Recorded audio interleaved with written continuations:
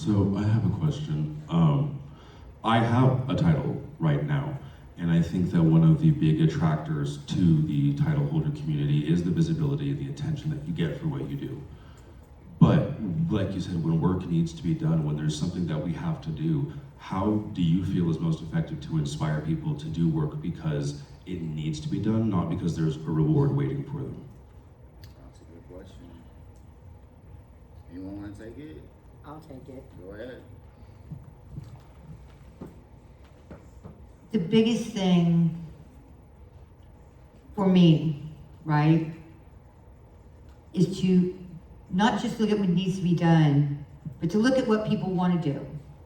I'm going to give you a really good example of that. I'm an educator. You're an educator. We educate. It is really hard when you're going out and filling out applications and you put them in for the amazing flogging class you have, and they may not even respond to you, right? So you've got to give people that are stepping up and say, I want to do something, the opportunity, right? And that's one of the things we've done at Beyond Manila is if you've never taught at a con before, you check a box. And that doesn't mean you're a no, that means you're gonna get invited to come in for a whole weekend where Austin Kink Weekend's there, and Gwin Bash is there, and Vision's there, and Oklahoma Kink Weekend's there. And they all have representatives to get to know you and give you feedback. So if you've got people that want to do things, you've got to give them the opportunities and you've got to give them the tools. And if you don't have the capacity to give the tools, you need to be able to say, hey, Kaneko, I've got somebody that I think would be really great. Could you spend some time with them and help them? Because I'd like to see them teaching, because they're an amazing person. It doesn't always have to be you, but you should be kind of a hub because you've got the opportunity to build a network. And by the way, I'm going to say this, running for a title and not getting it, and I bet you can testify this, is one of the biggest growing experiences in this leather community. Don't discourage people from running for a title and celebrate when they don't get that sash, because they have done months of work on themselves. They've had to interact and network in the community to become that thing. And I think we haven't talked about that enough. If you got it, it doesn't mean you have extra privilege. And it also doesn't mean that you don't stop doing the work then and later. I had a title. I gave it back. After my title year, I was like, you know what, we're going on different journeys, and I'm still really close with a lot of people in my title family. But I'm not part of that title family because I have a different goal in my leather journey now, right? All love, no drama, move on. But I'm always glad I ran, and when I encourage others to do it, I always see them grow from it, whether they get that sash or not. Would you mind repeating your question? I want to make sure that I hit on the key points. Yeah, so basically if I'm trying to reach out to people and I'm trying to put emphasis on the work that needs to be done, the opportunities, in Austin here that we can build as a community, and not so much focusing on, you should do this for publicity and you should do it to run for a title and so that you look nice or so that people follow you or you get rewarded. How do you really inspire and motivate people to want to step up because something has to be done, not because they then become a celebrity or they become the next, current moment? I can share with you how I do it, and that is the most important work that I did happened really early when I came back into the community, which was to really define my purpose.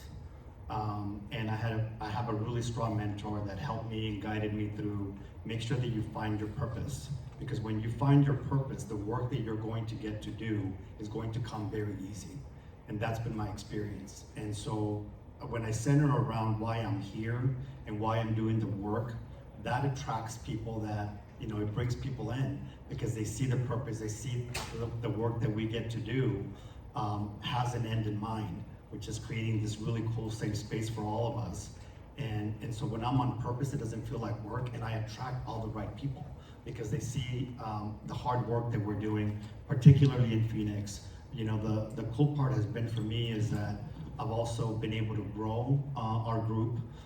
In Phoenix, as I mentioned earlier, I was the founding member and I was the first But I quickly started recruiting and mentoring 2 other guys. They went through the program, they graduated, so now they're full brothers. So now there's 3 Onyx members in Phoenix. And then I've recruited 3 more that are in the pledge process right now, and then I have 4 other ones that are in line for our next class. And all of that happened as a result of connecting one-on-one. And so my encouragement to people is I always tell them, spend time building those really strong relationships, particularly because I have helped some of the title holders as they prepare for their journey. And I tell them, look, you gotta build those relationships one-on-one so that when the work comes, you have people to reach out to.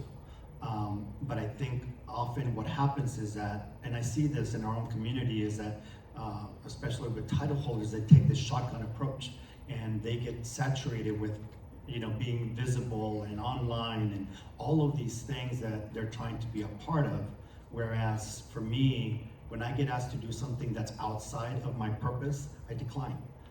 Because I have limited amount of time, I have limited amount of energy, and I'm well aware of that, what that is. And so I make sure that I stay right on purpose. I'd like to piggyback off that real quick. They both spoke to it. It's getting to know someone, getting to know the relationship, having that relationship, that connection means everything. It can make a huge difference. And when you find out what they're passionate about, when I work with people and they're wanting to teach, or they teach classes, they'll say, well, what do you need? I'm like, I want to know what you're passionate about. What do you enjoy teaching? What do you enjoy putting out there? What do you enjoy doing? And whatever those things are, when the need comes, be that connector. Especially as someone with a title, you can be that connector. Oh, I know, this person's really good at this, and they can do this, and this person's really good at that. And then when you speak to them about it, they want to do that.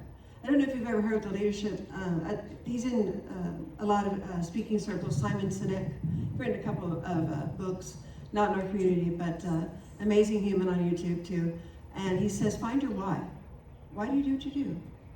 What drives you? What makes you you? Why are you here? His why is to inspire.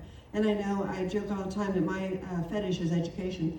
And I tell him my why is to educate, so people know. So people know that education is there for everybody, forever learner. And knowing that as that connector, who can go where and do what, you can make some amazing connections in your community and grow some really incredible things.